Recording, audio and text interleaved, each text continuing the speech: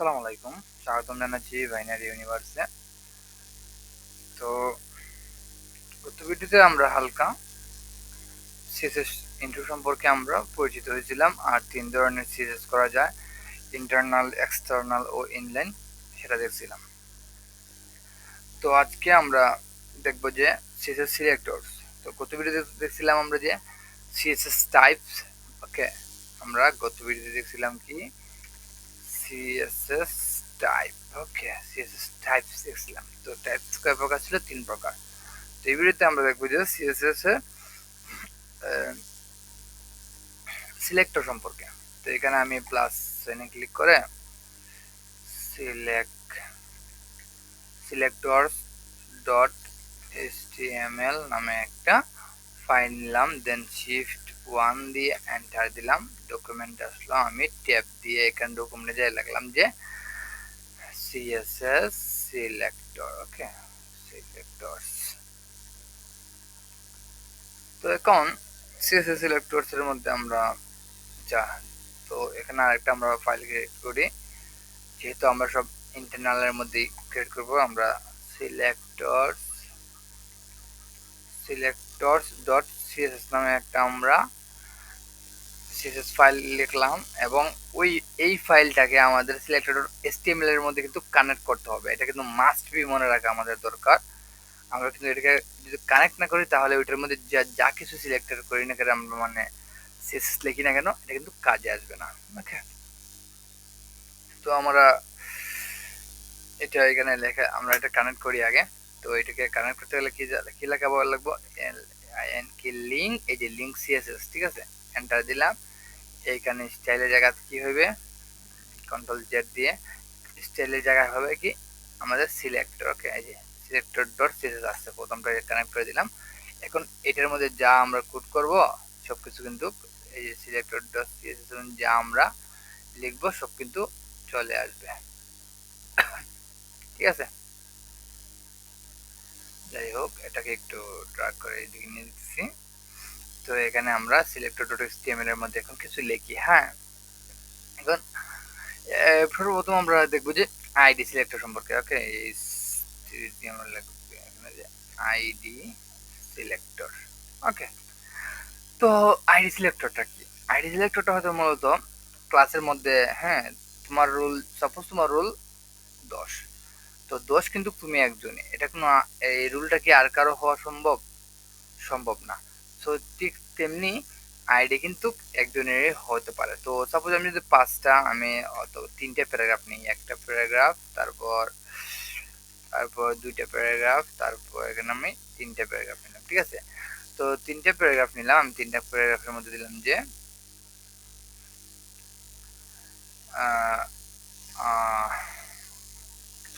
নাহিদ, তারপর দিলাম আমি রুবেল, নাহিদ, তারপর দিলাম আমি যে রুমন, একটা দিলাম আমি ইমাম। ওকে, তো 3টার নাম দিলাম। এখন আমি চাইছি শুধুমাত্র এই যে এটা আছে না, এই পিটাকে, নাহিদকে, শুধু নাহিদের টেক্সটটাকে আমি শুধু লাল করতে। ঠিক আছে, তো এখানে কি করা লাগে? আমরা জানি যে টেক্সট সিলেক্টরের কাজ কি, প্রথমে এখানে যাব, হ্যাঁ, তারপরে কি এখানে যাব আমরা, এই যে এখানে সিলেক্টর দেখেন, এক্সটার্নাল না কিন্তু এটা যেটার সাথে কানেক্ট করছেন এক্সটার্নাল এখানে। তো আমি কি চেয়েছি যে নাহিদের, তো এই যে পি টেকটাকে আমরা কল করব, যে এই যে এখানে লাগবে যে পি, তারপর আমরা সেকেন্ড ব্র্যাকেট দিব, দিয়ে এখানে কি বলবো যে নাহিদের কালারটা, টেক্সটের কালারটা কি হবে? রেড হবে। ওকে, তো আমি দিলাম রেড। তারপর এখন যদি আমি তার এটাতে গিয়ে আমি রাইট বাটন ক্লিক করে ওপেন উইথ লাইভ সার্ভার করে দিই, তাহলে কি করছে? এই যে দেখেন, আমি চাইছি শুধু নাহিদকে কালার করব, বাট এখানে রুমন, ইমাম সবাই কালার হয়ে গেছে। এটা কিভাবে, এখন এটাকে কিভাবে আমি সলভ করব? ওই এটার জন্য টেক্সট সিলেক্ট করলে, টেক্সট সিলেক্টর করলে কি অসুবিধা? এই যে আমি পি টেক করছি, এখন দেখা যায় এটা সব পি টেকরে কিন্তু কালেক্ট নিয়ে নিয়েছে। ঠিক আছে, কালার করে ফেলছে। তো আমি যদি স্পেসিফিক ভাবে নাহিদকে কালার করতে, সেই জন্য এই যে এখানে আমি এখানে একটা অ্যাট্রিবিউট ইউজ করব, এটা হচ্ছে আইডি। ওকে, তো আইডি, এখানে আমি এটাকে আলাদা করে নাম দিতে পারি যে নাহিদ রেড। ওকে, এই যে এটা কিন্তু তার নাহিদ রেড, এটা আলাদা আইডি ভাবে তাকে আলাদা একটা বৈশিষ্ট্য দিলাম যে রেড নিয়ে। হ্যাঁ, এখন যদি আমি এটাকে আইডি তাহলে এখন যদি আমি এখানে লিখি, তো যদি আমাদের আইডি সিলেক্টর হয় তাহলে কি লেখা লাগবে, যে আমি এটাকে একটু কেটে দিই, যদি আমি যে দিই এখানে আমি দেব কি দেব, আইডি নাম দেব। ওকে, তো আইডি সিলেক্টর হলে আমাদের আগে দেওয়া লাগবে হ্যাশ চিহ্ন, ঠিক আছে, আমাদের কি দেওয়া লাগে, হ্যাশ দেওয়া লাগবে। হ্যাশ দেওয়ার পর আমরা কি দিব, যে নাহিদ রেড, ওই যে আইডি নামটা দিয়েছিলাম না এইটা। এখন যদি আমি এটাকে দিয়ে বলি যে কালার, ওকে, কালার রেড, হ্যাঁ, এখন কিন্তু যদি আমি আউটপুটে এই যে স্পেসিফিক ভাবে কিন্তু শুধু নাহিদি কালার হয়েছে। ওকে, তারপর এখানে আমি আরো কিছু নাম নিই। তো আমরা এর আগে ভিডিও দেখছিলাম ট্যাগ সিলেক্টর, কিভাবে ট্যাগকে সিলেক্ট করতে হয়। এখন দেখছি আমরা কি আইডি সিলেক্টর। আইডি সিলেক্টর আগে অবশ্যই কিন্তু আপনার আইডি নামের আগে একটা হ্যাশ দেওয়া লাগে। ওকে, তারপর এখন দেখবো সাপোজ আমি আরো কয়েকটা নাম নিই, এখানে সাপোজ পিটেকের ভিতরে নিলাম যে আমি তারপর নিলাম যে আমি তারপর নিলাম আমি আকাশ, আকাশ। ওকে, নিলাম। এখন আমি ধরেছি যে শুধুমাত্র এই দুষ্টু পোলাপান গুলার রং হবে নীল। ওকে, দুষ্টু পোলাপান কারা, আমি ধরলাম যে এই তিনজন, ঠিক আছে, এই তিনজন ধরলাম আমি, এই দুজন ধরলাম আমি যে দুষ্টু পোলাপাইন, ঠিক আছে না, অথবা এই তিনজন, ঠিক আছে, এই তিনজন দুষ্টু পোলাপাইন। এখন আমি যদি এই তিনজনকে আমি নীল রং দিব, যে নীল রঙের মাধ্যমে বুঝাবো যে তারা একটু দুষ্টু পোলাপাইন। ওকে, তো সেই ক্ষেত্রে আমি কোন কিভাবে ইউজ করতে, এখন যদি আমি পি দেই, এখন যদি আমি এখানে পি দিয়ে নেই না, তাহলে কি করছে, সাপোজ আমি যদি এখানে পি দেই, পি টেকের মাধ্যমে যদি আমি বলি যে কালার অথবা ব্যাকগ্রাউন্ড দিয়ে, ওকে, তিনটার একটা ব্যাকগ্রাউন্ড দিই, ব্যাকগ্রাউন্ড এই যে কালার দিলাম আমি লাল। ওকে, ব্যাকগ্রাউন্ড কালার আমি দিলাম ব্রাউন, ঠিক আছে। এখন যদি আউটপুট দেখি, এই যে দেখেন আমি চাইছি শুধু এই তিনজনের ব্যাকগ্রাউন্ড লাল হবে, কিন্তু এখন দেখা যায় যে সবার হয়ে গেছে। হ্যাঁ, এই ক্ষেত্রে কি করা যায়, এই ক্ষেত্রে একের অধিক যদি কোনো দেওয়া লাগে সেক্ষেত্রে আমরা ইউজ করি ক্লাস। ওকে, যে স্পেসিফিক ভাবে দু তিনজন, একজন স্পেসিফিক ভাবে যদি একজনকে আমরা ডাকতে চাই তাহলে কিন্তু এটা আইডি ইউজ করি আমরা। আর এই আইডি নামটা কিন্তু অন্য কাউকে দিতে পারবেন, যে নাহিদের নাম আইডি দিচ্ছি না, এটা একমাত্র শুধু নাহিদের বেলায় যাবে, আর কারোর বেলায় যাবে না, ঠিক আছে। কিন্তু এখানে আবার যে ক্লাস আমরা ইউজ করছি, এখন ক্লাস কিন্তু একাধিক থেকে ইউজ করা যায়। তো আমি এখানে সাপোজ আমি দিচ্ছি এই তিনজন দুষ্টু, ঠিক আছে, তো আমি এখানে তাদেরকে দিলাম ক্লাস। ওকে, ক্লাস দিলাম, ক্লাস নাম দিলাম কি দুষ্টু, ঠিক আছে, দুষ্টু। তারপর এটার মধ্যে দিলাম যে ক্লাস দুষ্টু, তারপর এটাকে দিলাম আমি কি একটা একটা একটা স্পেস দেওয়া লাগবে, কিন্তু সেটা খেয়াল রাখবেন, ক্লাস দুষ্টু। ওকে, সবার ক্লাস সেম। এখন যদি আমি এখানে কোনো স্টাইল, একটা স্টাইল দিই তাহলে কিন্তু তিনজনই পেয়ে যাবে, ঠিক আছে। তো কি করছে, আমি যদি এখানে যাই, তারপর আমি যদি, তো ক্লাস লিখতে গেলে কি লাগবে, তো আমরা আইডির ক্ষেত্রে দিলাম হ্যাশ, হ্যাঁ, কিন্তু ক্লাসের ক্ষেত্রে আমরা কি দিব, যে ডট দিব। ওকে, তো ডট, তারপর এখন ক্লাসের নাম কি ছিল, যে দুষ্টু। ওকে, দুষ্টু, তারপর সেকেন্ড ব্র্যাকেট, এখানে আমরা এখন স্টাইল লিখতে পারবো। আমি তাই দিলাম যে তাদের টেক্সটের কালার, হ্যাঁ, তাদের কালার দিয়ে দিলাম আমি কি দিলাম, একুয়া। ওকে, একুয়া দিই, কি করছে, এই যে দেখেন শুধু স্পেসিফিক ভাবে এই তিনজন কিন্তু হয়েছে। ওকে, আমি যাদেরকে চাইছি, এই যে কালারটা দেখা যাইতেছে না, আমি এটাকে একটু গোলাপি করে দিলাম, যে দেখেন স্পেসিফিক ভাবে কিন্তু তারা তিনজন কালার হয়েছে। আমি চাইছি যে তারা দুষ্টু, তারা, এখন যদি আমি স্পেসিফিক যে কোনো একজন চাইলে কি আমি আইডি ইউজ করি। ওকে, আর এখানে কি এরা তিনজন কিন্তু ক্লাস। ওকে, তারা কি, ওকে, there are class selectors। ওকে, তারা কিন্তু ক্লাস সিলেক্টর। ওকে, দেখেন তারা হচ্ছে ক্লাস সিলেক্টর, আর সে স্পেসিফিক ভাবে একজন, সে হচ্ছে আইডি সিলেক্টর। হ্যাঁ, এখন কিন্তু আমরা এখানে আরো কিছু স্টাইল ইউজ করতে পারি। সাপোজ এখানে আমরা এখন ইউজ করতে পারি, আছে একটা মিনিট। তো আমরা তিনভাবে দেখলাম এ পর্যন্ত, যে টেক্সট সিলেক্টর, আইডি সিলেক্টর দেখছি, তারপর আমরা দেখছি যে তারপর আমরা দেখছি যে ক্লাস সিলেক্টর দেখছি। তারপর দেখছি যে আমরা আইডি ক্লাস ট্যাগ, এখন দেখবো আমরা ইউনিভার্সাল সিলেক্টর। ঠিক আছে, ইউনিভার্সাল সিলেক্টর। তো ইউনিভার্সাল সিলেক্টর কিন্তু মূলত কাজে লাগে কি, আপনার এই সাপোজ আপনি হোল ওয়েবসাইটের মধ্যে, আপনার সম্পূর্ণ ওয়েবসাইটের মধ্যে কোনো কিছু দিতে পারেন, যেমন মার্জিন দিতে পারেন, সমস্ত ওয়েবসাইটের মার্জিন 0 করতে, অথবা প্যাডিং 0, অথবা সমস্ত ওয়েবসাইটের কালার আমি দিতে চাই এইটা, অথবা ফুল ওয়েবসাইটের কালার থাকবে আমার এইটা। হ্যাঁ, এরকম ফুল ওয়েবসাইটের একটা ডিজাইন কি হইতে পারে, আপনি ওই ডিজাইন এড করতে গেলে আমরা ইউনিভার্সাল সিলেক্টর ইউজ করি। আর একটা হচ্ছে আমরা কিন্তু এখানে কিন্তু আমরা ইন্টারনাল সিএসএস ব্যবহার কিন্তু আমরা সবসময় লিখতে পারি। সাপোজ যদি আমাদের কম সিএসএস লাগে, কম সিএসএস স্টাইল আমরা এড করি, সাধারণত সবসময় আমরা এখানে আমরা সিএসএস স্টাইল লিখি। আর যদি বেশি হয় তাহলে কিন্তু আমরা সিএসএস সিলেক্টর নামে আলাদা একটা ফাইল ক্রিয়েট করি। ঠিক আছে, আপাতত যেহেতু আমাদের কম আছে সেহেতু আমরা এখানে স্টাইল ট্যাগের ভিতরে কিন্তু সব স্টাইল করি। হ্যাঁ, ইন্টারনালে।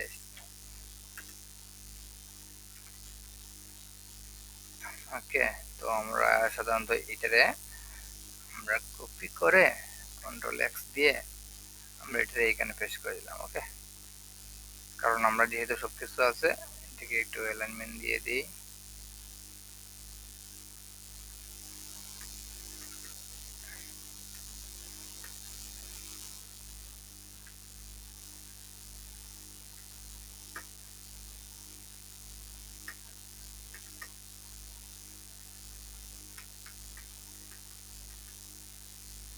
ঠিক আছে, ওটা একটু অ্যালাইনমেন্ট আমি দিয়ে দিলাম। তো স্টাইল ট্যাগের ভিতরে কিন্তু এখন সবকিছু আমরা করতে পারি। তো এটা কি ছিল, এটা ছিল আইডি সিলেক্টর, এটা কি ছিল ডট দিয়ে বোঝায় হচ্ছে ক্লাস সিলেক্টর। এখন আমি দেবো ইউনিভার্সিটি সিলেক্টর, সেটা হচ্ছে স্টার দিয়ে। ওকে, আপনি শিফট দিয়ে কিবোর্ড 8 দিবেন, তারপরে দিয়ে এই যে এটা হচ্ছে ইউনিভার্সিটি সিলেক্টর। সাপোজ আমি দিতে পারি যে আমার ফুল ওয়েবসাইটের কালারটা দেখেন, এখানে এই যে এই ওয়েবসাইটের কালার কিন্তু ব্যাকগ্রাউন্ড কিন্তু কাছে সাদা, আমি যদি আমার ওয়েবসাইটের ব্যাকগ্রাউন্ড হয়ে যাবে কালো। ওকে, ব্যাকগ্রাউন্ড কালার হয়ে যাবে ব্লু ভায়োলেট। ওকে, ব্যাকগ্রাউন্ড কালার ব্লু, এই দেখেন আমাদের আমার সম্পূর্ণ ওয়েবসাইটের ব্যাকগ্রাউন্ড ব্লু ভায়োলেট হয়ে গেছে।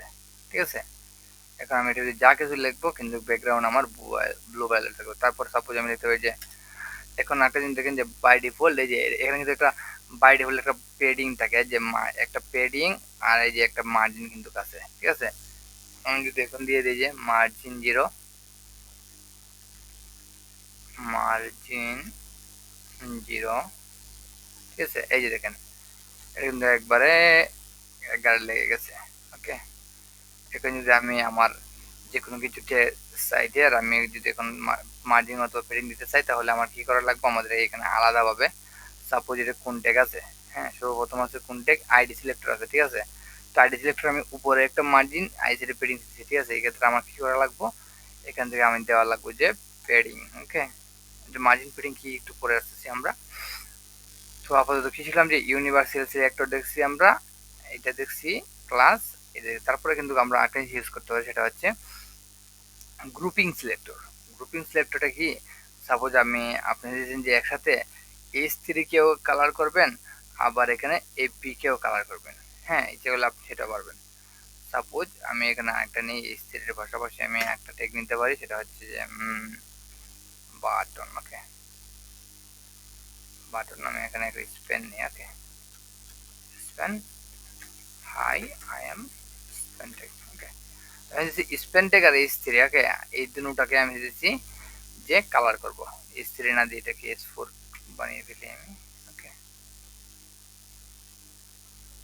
ওকে, H3 আর H4 কে একসাথে কালার করবো। যে এখানে আমি দিই যে H4, H4 দিয়ে আমি যদি এখানে দিই, H4 এর ব্যাকগ্রাউন্ড কালার হবে, H4 এর সাপোজ হিসাবে H4 এর টেক্সট অ্যালাইনমেন্ট হবে সেন্টার। ওকে, টি এ দিলেই টেক্সট অ্যালাইন চলে আসছে, টেক্সট অ্যালাইন আমি দিচ্ছি যে সেন্টার। ওকে, টেক্সট অ্যালাইনটা কি, সাপোজ আপনার একটা টেক্সট, এই যে এই টেক্সটটা ওয়েবসাইটের মধ্যখানে থাকবে না এই সাইডে থাকবে, এটাকে বলে যে টেক্সট বাই ডিফল্ট থাকে লেফটে, তারপর সেন্টার, তারপর রাইটে। ওকে, এই যে আমি বলছিলাম টেক্সট অ্যালাইন সেন্টার, তুমি সেন্টার চলে আসো, দেখেন সেন্টার চলে আসছে। ওকে, এখন দেখতেছি যে না, আমি শুধু এটাকে না আমি স্পেনটা করে দেবো। তো এখন কি আপনি কি করবেন, কি করা লাগছে এখানে আলাদাভাবে স্পেন দিয়ে আপনি এখানে বলা লাগতেছে যে টেক্সট লাইন দিয়ে, হ্যাঁ টেক্সট লাইন সেন্টার, সেন্টার। তো দেখেন এটাও সেন্টার আসছে।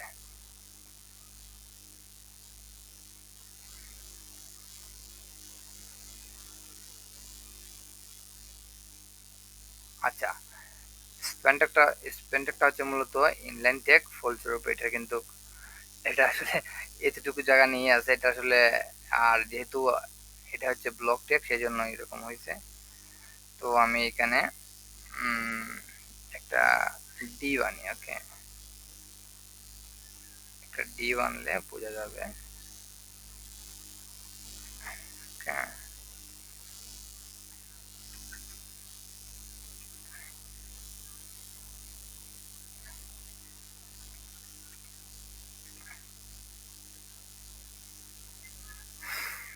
High I M deep tech. এখন যদি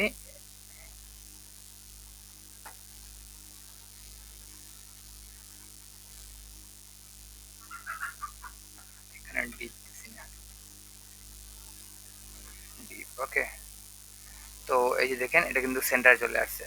তো আমার কি করা লাগছে, এটাকে আমার দুইবার দেওয়া লাগছে না, তাই না? এই যে এখানে একবার দিছি, এখানে একবার, এটা একটু কষ্ট হয়ে গেছে না? সেই জন্য আপনি কি করতে পারেন, গ্রুপিং সিলেক্টর করতে পারেন। যে এই ডিপটা আছে না, এই ডিপটা এটাকে আপনি ইচ্ছে করলে এখানে একটা ক্ষমা দিয়ে, এটা ক্ষমা দিয়ে বসাই দিতে পারেন, তাহলে আপনার এখানে এক্সট্রা কোটা লেখা লাগতেছে না। তাই যে এইভাবে ক্ষমা দিয়ে একটার মধ্যে অনেকগুলো স্টাইল দিলেই কিন্তু এটাকে বলে গ্রুপিং সিলেক্টর। এই যে এখন দেখেন স্টাইল কিন্তু আপনার ঠিকই আছে, কিন্তু আপনার কষ্ট এখানে কম হয়ে গেছে। ঠিক সেম ভাবে আমরা এট্রিবিউট সিলেক্টর দেখবো, সেটা আপাতত এখন না, আমরা পরে দেখবো, ওকে। তো এখানে আরেকটা জিনিস দেখতে পারি আমরা, সাপোজ এখানে এই যে এই পিটা আছে না, এই পিটা এখানে পিটাকে ধরলাম, ধরে এখানে আমরা বলতে চাইছি যে পিটেকের উইড হবে, পিটেকের উইড হবে 50 পিক্সেল, ওকে। এখানে আমরা এই যে আগে যে সিএসএস মেজারিং ইউনিট দেখছিলাম না, সিএসএস ইউনিট দেখছিলাম না আমরা আগে। তো ইউনিটের একটা ইউনিটে কি দেখছিলাম আমরা, এখানে আমরা ইউনিট দেখছিলাম দুই প্রকার, ওকে। সিএসএস ইউনিট, এই যে ইউনিটটা। তো সিএসএস ইউনিট দেখেন এই যে এখানে এগুলা কি হচ্ছে, এগুলা হচ্ছে অ্যাবসোলুট ইউনিট, অ্যাবসোলুট লেন্থ, ঠিক আছে। আর এগুলা হচ্ছে রিলেটিভ লেন্থ। রিলেটিভ লেন্থ হচ্ছে কি, এগুলা হচ্ছে আপনার চেঞ্জেবল, ওকে। এগুলো আপনার একবারে চেঞ্জেবল, আর অ্যাবসোলুট এগুলো হচ্ছে ফিক্সড, ওকে। এগুলা কিন্তু কোনো কিছু এগুলা, এই যে এগুলা হচ্ছে মোটামুটি আপনার নাড়াচাড়া হয়ে যায়, এগুলো হচ্ছে ফিক্সড। তো দেখেন আমরা যদি এখানে 50 পিক্সেল দিলাম, ঠিক আছে, 50 পিক্সেল দিলাম, দেওয়ার পর আমরা যদি এখানে আউটপুট দেখি, কোনটাকে দিয়েছিলাম আমরা, পি কোনটা ছিল, পি, পি তো এখানে সব কিছু সবাই, হ্যাঁ। তো এখানে আমি সাপোজ এটাকে দিলাম, এটাকে দিলাম উইথ উইথ 50 পিক্সেল, 50 পিক্সেল দিয়ে দিই, আচ্ছা। তো এখানে এটা কিন্তু 50 পিক্সেলের মধ্যে, 50 বলতে এই যে এতটুকু অর্ধেক নিচে, ঠিক আছে, 50 পিক্সেল নিচে। এখন যদি আমি এটাকে ব্রাউজ করি অথবা এই যে মিনিমাইজ করি, ঠিক আছে, দেখেন এটাকে যত বড়ই করি না কেন, হ্যাঁ, এটা কিন্তু এই যে 50 পিক্সেলের মধ্যে কিন্তু উঠানামা করেছে কন্টেন্ট, এটা কিন্তু বাড়তেছেও না কমতেছেও না, ওকে। এটা হচ্ছে অ্যাবসোলিউট ইউনিট, ঠিক আছে। এটা কিন্তু রিলেটিভলি চেঞ্জ হচ্ছে না, এটা অ্যাবসোলিউট বলতে এটা ফিক্সড, ওকে। আর আপনি যদি রিলেটিভ ইউনিট ইউজ করেন, রিলেটিভ হচ্ছে পার্সেন্টেজ, পিক্সেল, পিক্সেল কি আমরা কি জানি, এই যে অ্যাবসোলিউট ইউনিট, তাই এই যে এটা হচ্ছে অ্যাবসোলিউট ইউনিট, এটা ফিক্স থাকবে, এগুলো কিন্তু ফিক্স থাকবে, এগুলো কোনো চেঞ্জ হবে না। আর এই যে রিলেটিভ ইউনিট আছে না, এটা কিন্তু আপনার ভিউপুটের অনুযায়ী চেঞ্জ হবে, এটা আপনার কাজে লাগবে তখন যখন আমরা রেসপন্সিভ করার চেষ্টা করব।